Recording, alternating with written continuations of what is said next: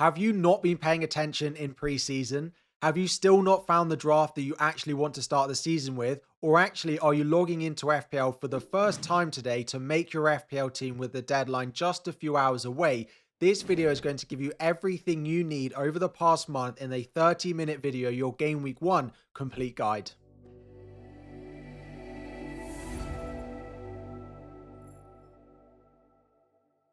What is up, everyone? FPL Harry here. Before we dive in, drop a like on the video, subscribe if you are new around here, and I'm going to do it again. I know I said yesterday I asked for a huge like goal, but you absolutely smashed it in a fraction of the hours I thought it would take. I actually didn't think you would possibly hit 5,000 likes, and you hit it in about 8 hours, which is absolutely crazy. So I'm going to ask you to do it once again, just to show huge support on the final video of preseason before FPL begins once again. Can we hit 5,000 likes on this video before the Game Week 1 deadline? If you are new to the channel, please do subscribe. We've produced so much content over preseason, and we will continue to produce videos almost every single day throughout the season to hopefully give you all the information you need to get the best rank possible, win your mini leagues, and have some entertaining content to go alongside the Premier League and FPL season as well.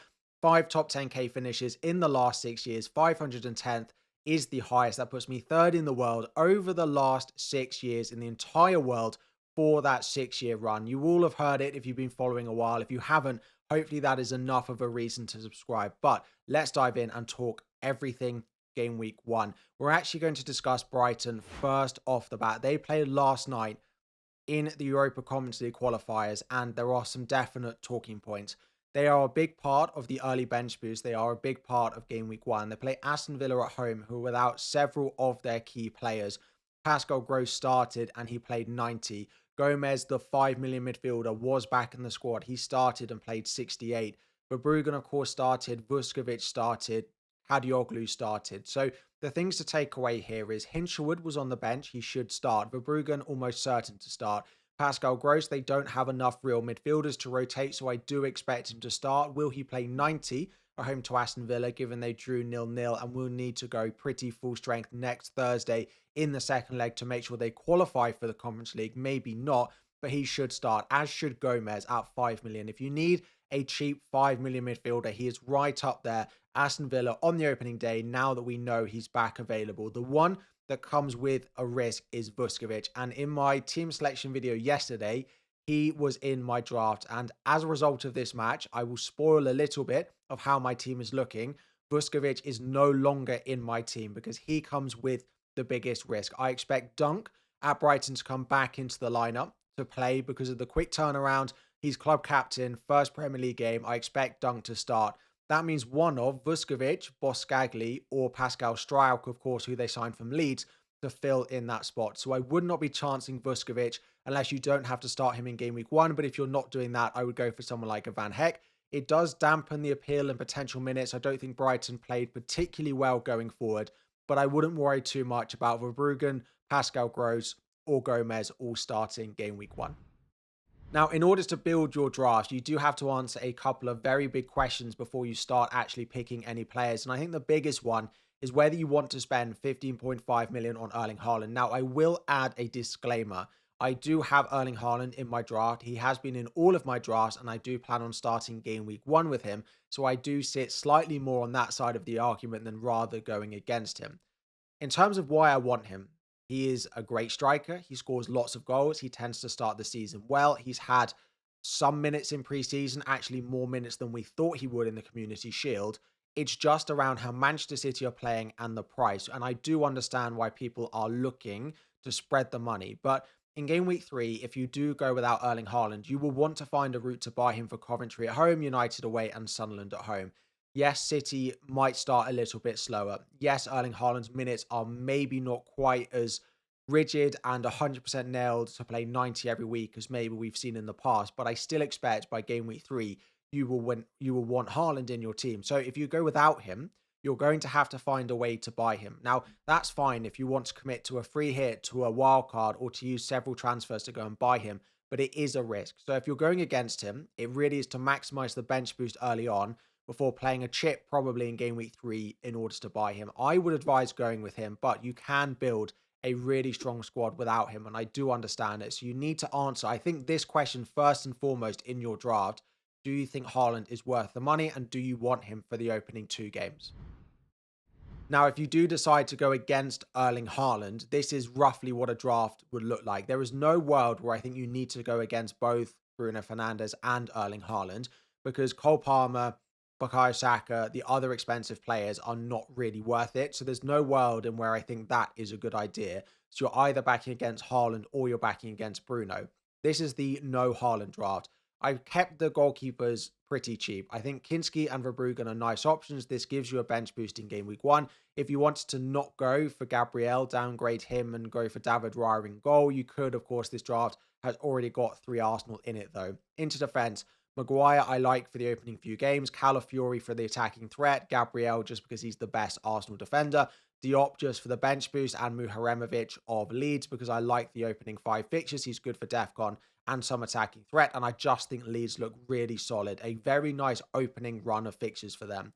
Then into midfield, Antoine Semenyo, Solis is in, Brian Mbeumo, Dominic Szoboszlai, and Bruno Fernandes. A fully stacked midfield. You don't have to worry about those 5.5, 6 million midfielders, which one is the best, when you can just own a midfield that looks like that. And then up front, I'm not going with Isak. I know lots of people going without Haaland are going to Isak. I think Thiago is a better pick to start the season than going for Isak. He just feels too uncertain. I'm just not confident enough on his fitness, on his minutes, and just what I'm seeing in pre-season that he is definitely ready to pay 9 million for, when Thiago does look pretty good. Now, Brentford scored 7 goals in their last pre-season friendly. Thiago, Dango Ouattara, Sharda were all involved. So I have gone with João Pedro, Thiago, Calvert-Lewin in this front line. Now, then we're moving on to Bruno Fernandes. If you decide that you want Haaland, the next question is, do you want Bruno alongside him? And I actually think that Bruno is overpriced. I think once the season starts and we get the first couple of games out of the way and things become a bit clearer around that Manchester United team or other midfielders, 12 million is a lot for a player who I actually don't think has that much open play goal threat. Now, he could easily score 10 open play goals this season, get 15 assists, add a couple of penalties on that, and he's still a great pick. But I do look at someone like an Erling Haaland as a more reliable captaincy option. The issue with Bruno is those first 2 games. He is one of the few known quantities in the league at the moment. There are so many changes to managers, to teams, to setups. Even someone like Brian Mbeumo didn't start the last pre-season friendly. So is he fully nailed? Whereas we know what we're going to get with Bruno. He's going to play 90. He's got Hull and Ipswich in the first 2, which again is why I want to start with him. I think there is a reason to go without him. I'm not sure he's worth the money. I do expect Brian Mbeumo to start the first couple of games. I want Bruno. He's in my team alongside Haaland. But again, I don't think we'll own him for the whole season. So you might want to just start without him and set up a better structure going forward. And then again, if you want to go without Bruno Fernandes, of course, if you drop Haaland, you have slightly more money to spread about your team. But this is what a draft would look like. Again, no Bruno means you do go Haaland. There's no reason to go without both of them. Kinski and Verbruggen stay. Harry Maguire, Calafiori, Ben White, Semenyo, Solis, Brian Mbeumo, Dominic Szoboszlai, and I've gone with Kevin Sharda. You could go for someone like an Iliman Ndiaye, Pascal Gross, and Enzo Lafite. Take your pick of the bunch of those midfielders, but given I took Thiago out of the Haaland draft, I thought it made sense to put another Brentford player in Sharda in Bruno Fernandes' position. On the bench, you've got a year of Brentford is DEFCON, while Vandenberg is out injured, looks great. Muharemovic is there, Calvert-Lewin, Haaland, João Pedro. Again, it looks pretty strong. If you're able to ditch one of Haaland or Bruno, it does look great. The issue is if you ditch one of them and they start well, it's very difficult to find the way to get them. So I would rather start with both and have the ability to move down. And alongside FPL, I'm going to be playing on the Picks app every single week. It is a completely free-to-play app that is brought to you to test your football knowledge and help you challenge that knowledge against your friends for completely free. Now, this week, I am looking at my Grid Game League. You can join it completely free if you head onto the app, download it with a link in the description, and head over to Grid Game. You have to predict 9 different players to do different things in the Arsenal versus Coventry game. But the more outlandish your predictions, the more points you score. So I want you to know, and let me know in the comments down below, your big predictions for game week 1. And if you want to test how good you are at making those predictions, make sure you're downloading Picks. get in the grid game prediction. I've got these. They are heavy on Arsenal to do well. I think they will score goals, and you can change them right up until kickoff of the first game. So I will be seeing those Arsenal lineups to make some final tweaks because I want to start strong. I want to get to that top of the league. Make sure you're playing picks. Set your grid game prediction for the Arsenal Coventry game in my league for game week 1.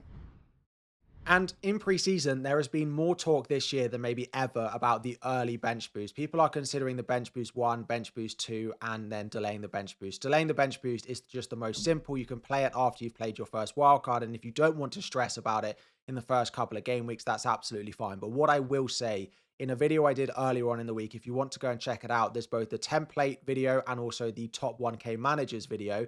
Over 50% of managers are now looking to play their bench boost in game week 1 and a further 20% in game week 2. So about 70% of engaged managers are looking to play their bench boost in one of the first couple of weeks, just to give you a little bit of a comparison point. The benefits of it. We have a lot of information on some nice cheap players. Coventry have Hull at home in game week 2 and Ipswich have Sunderland at home in game week 1. So there is a nice way to have cheap options on your bench, particularly in defense, that allows you to bench boost in game week 1 or game week 2.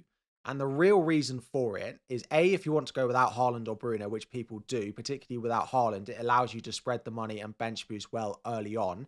But when you play your first wildcard, you don't really want to have to plan for the bench boost because you don't want to have to spend 4.5 million on a second goalkeeper, because if you go for David Raya and just want him for the whole season, you don't want another goalkeeper wasting money on your bench.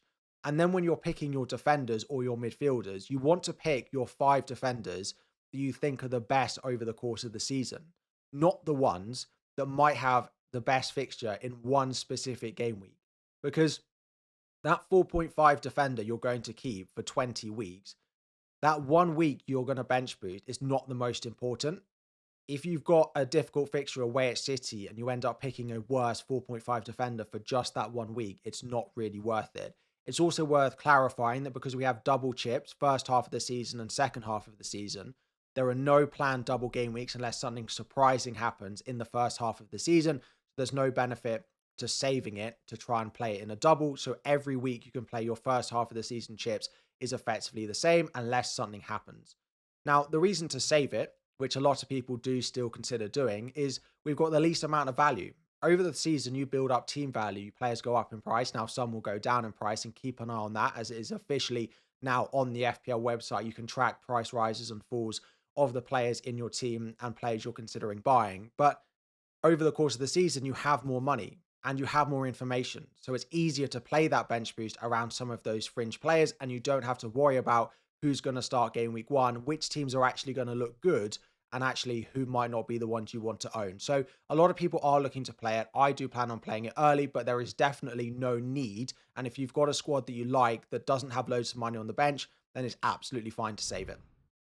And when you start to build squad structure, I think one thing I'm learning about my team particularly is it's very easy to build goalkeepers, defenders, and forwards that carry your team for quite a number of weeks. So unless you're committing to a really early wildcard, you do want to be carrying probably until at least game week 6, because between game week 5 and game week 6, there is a 3-week long international break, which is the perfect opportunity, to be honest, to play that first wildcard. And it's actually when I plan on playing it.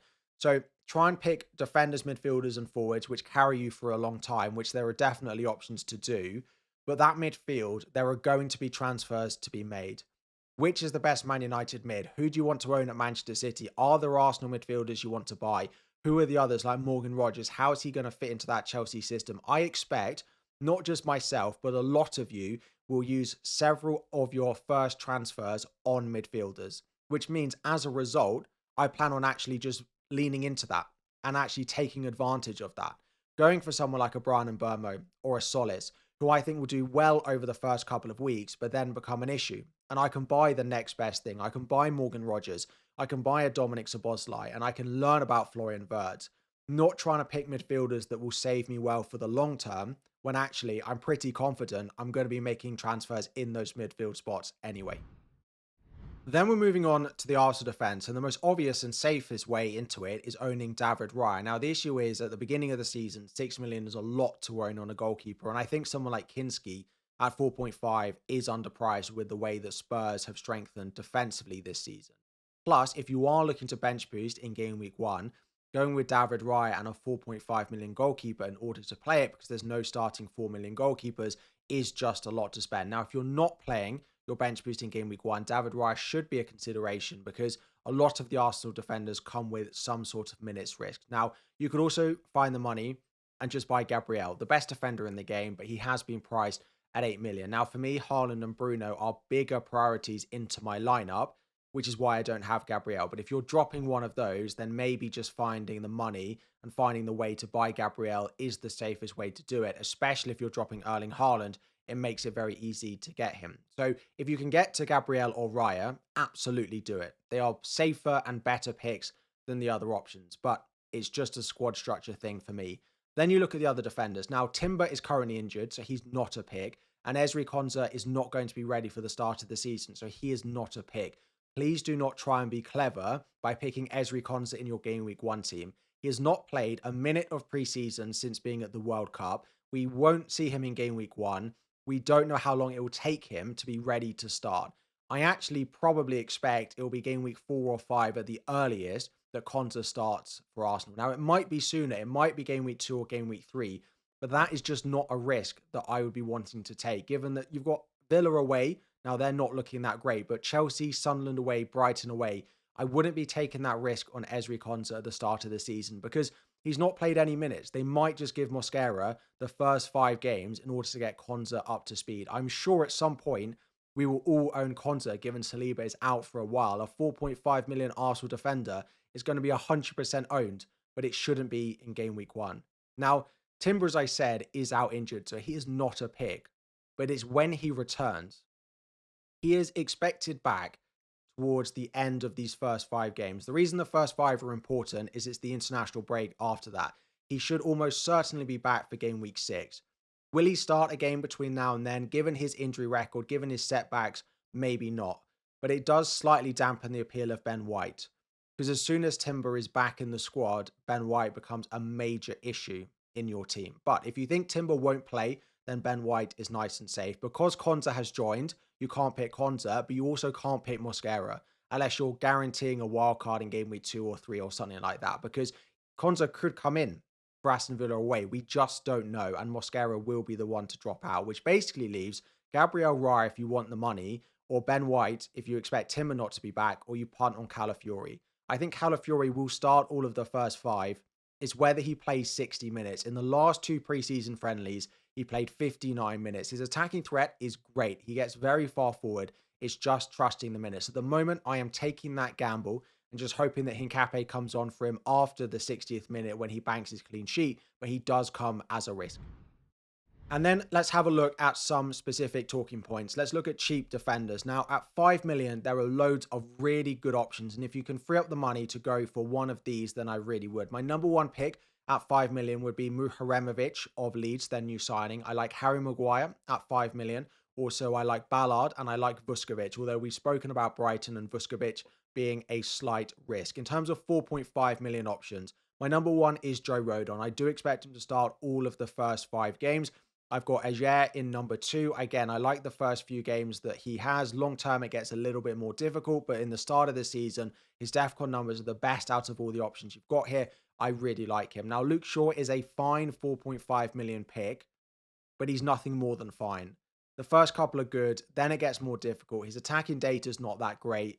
His DEFCON is really bad, so I think he's an okay pick, but I would double up on the Leeds defense with Rodon and Muharemovic over going for Luke Shaw. Hume is a short-term pick. He should start right wing for Sunderland in their first couple of games. He should keep his place long-term, but the fixtures just get pretty difficult. Brentford away, Arsenal at home, Manchester City away. But he is a 4.5 million defender playing right wing for Sunderland with Ipswich and Fulham in the first 2. And then number 5 is actually Andy Robertson of Spurs. I think Spurs look good defensively. Udogie is out injured. He's looked good in pre-season, and the opening 5 are actually pretty strong. They've got Newcastle, Everton and Villa at home, Brentford and Forest away. I think he's being a little bit forgotten about because you've got someone like a Kinski or a Van Heck who are both also great picks, but Robertson is a nice option as well. Very quickly, just to talk about some really cheap defenders. If you're looking at 4 million, it really depends on when you're going to bench boost. You've got Diop, who would be my favorite if you're going to bench boost one with Sunderland at home. You could go for Leif Davis. I would not go for O'Shea. He's playing right back and his DEFCON is not as good. And I also would not go for Greaves just because O'Shea could play centre back, which means Greaves would come out of the team. Or you go to Coventry if you want to bench boost two, or you just want them in general. I think they're better long-term holds than Ipswich. Bobby Thomas would probably be my number one because I like his DEFCON and his attacking threat. Or you can go for Van Uyck, slightly more attacking, playing right back, but slightly worse for DEFCON. The only other one to mention is 09 of Sunderland, who was starting to get a little bit of attention. But with Alderete and Mukiele coming back into training for them ahead of game week 1, there's no guarantee he starts.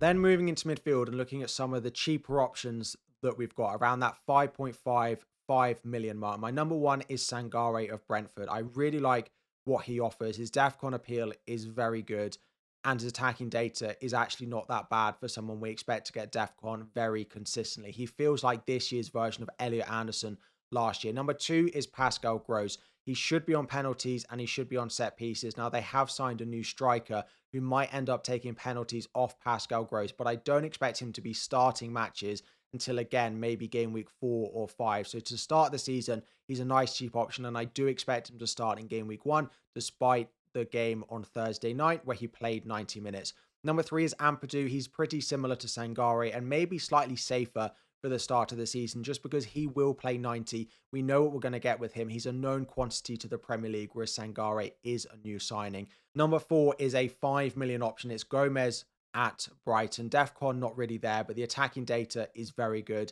Open play threat, nice opening fixtures. 5 million if you need him is probably the one, unless you want a bit of DEFCON.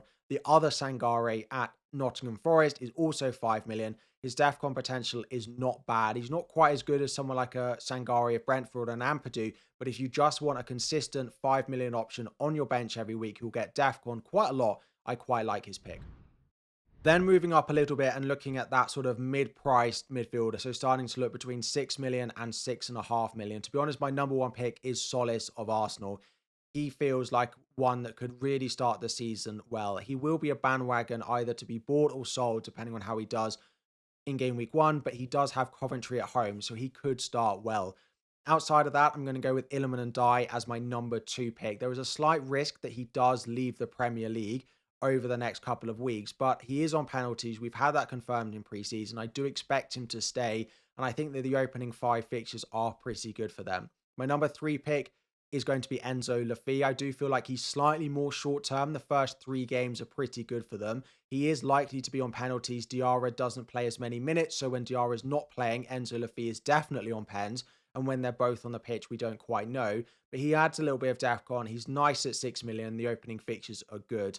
In at number 4 is actually going to be Harry Wilson. I expect him to have a pretty good season at Leeds. They look pretty good going forward. He's just not as good as someone like a Solis or someone like a Dominic Calvert-Lewin. And my number 5 pick is going to be Ismail Assar. Now, he is slightly linked with a move away from Crystal Palace, so keep an eye on that in the build-up to the deadline.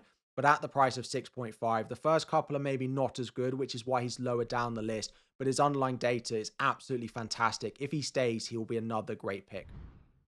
And then when we move up to the best premium midfielders, so number 1, I'm going with Brian Mbeumo just because I want to take advantage of those first couple of games. His underlying data, XGI per 90 of 0.59 last year was great. Number 2 is Antoine Semenyo, and actually out of the players that I've got here, he had the most points per 90 last year. Bournemouth at home, Crystal Palace away, Coventry at home. The reason he's not number 1 is I'm just slightly uncertain about Manchester City going into the start of the season. Number 3 is Dominic Szoboszlai. He just ticks a lot of boxes. He only scored 1 open play goal last year, but still managed over 150 points. 0.32 XGI per 90 on set pieces, on free kicks, on a share of penalties when Isak isn't on the pitch and he's not playing 90. He's okay for DEFCON, about 25% is what we expect. And then when Florian Wirtz can't play 90 because he can't press all the time, he finishes the game in the number 10. In the number 4, I've actually gone with Morgan Rogers. I quite like the opening Chelsea fixtures. As a Chelsea fan, I expect him to play a big part. He came straight back into pre-season, started and scored, so I have no doubt he starts game week 1. And then number 5 is Florian Wirtz. I've gone off him a lot. I think Szoboszlai is a safer Liverpool pick.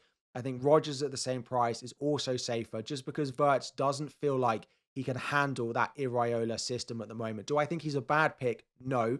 Do I think he's risky? Yes. And the others just feel slightly safer.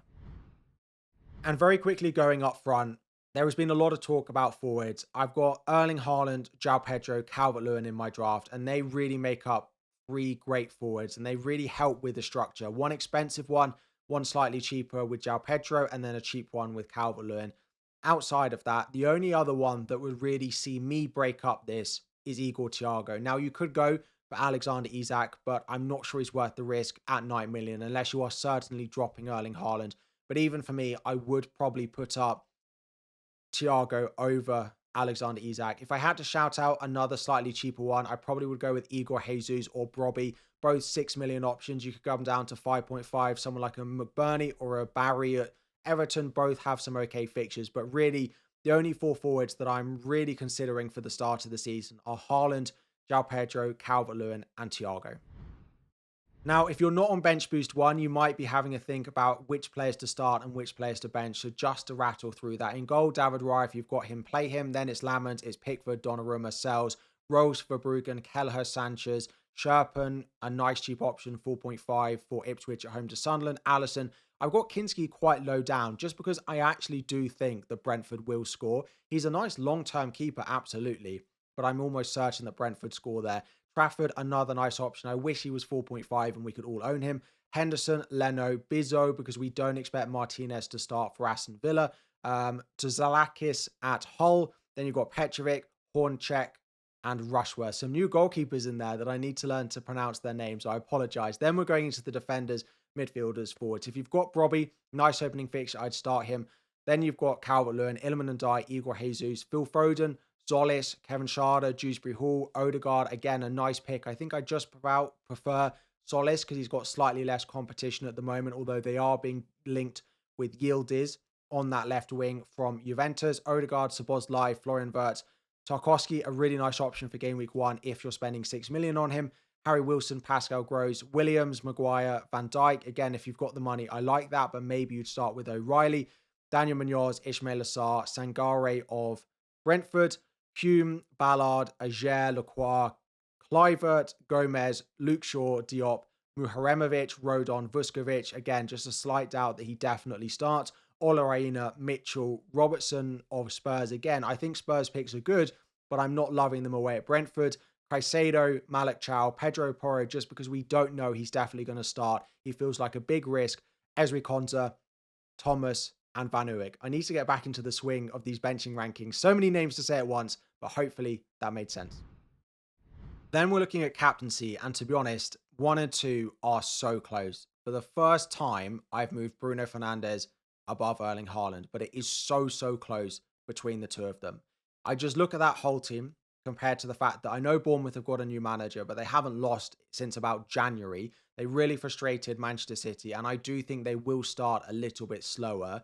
I am currently now on Bruno Fernandes captain. To be honest, I think every single team should have either Bruno or Haaland in it, which means there should only be 2 captaincy options this week. If you want to go elsewhere, Gabriel, 54% chance for a clean sheet, almost feels like he starts on 6 points. João Pedro, the main man at Chelsea, on great form, or Brian Mbeumo again against Hull, maybe slightly better goal threat, whereas Bruno has a nice bit of all-round threat. But Bruno or Haaland is really close. It will go down to the deadline for me. I know that's really boring, and I know that's not an obvious answer.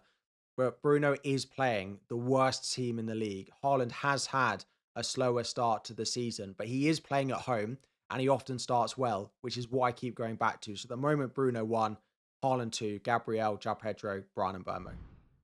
And then we're just going to wrap up by talking about my team, and really all that's changed since my team selection video. And if you want detail about all of the picks, please go and check that out in order to keep this video slightly shorter than I'm sure it already is at this point. If you want the detail about all the picks, it's in at that video. At the moment, Kinski, Maguire, Mahemrovic, Calafiori, Sangare, Brian Mbeumo, Solis, Bruno, João Pedro, Calvert-Lewin, and Haaland remains the same.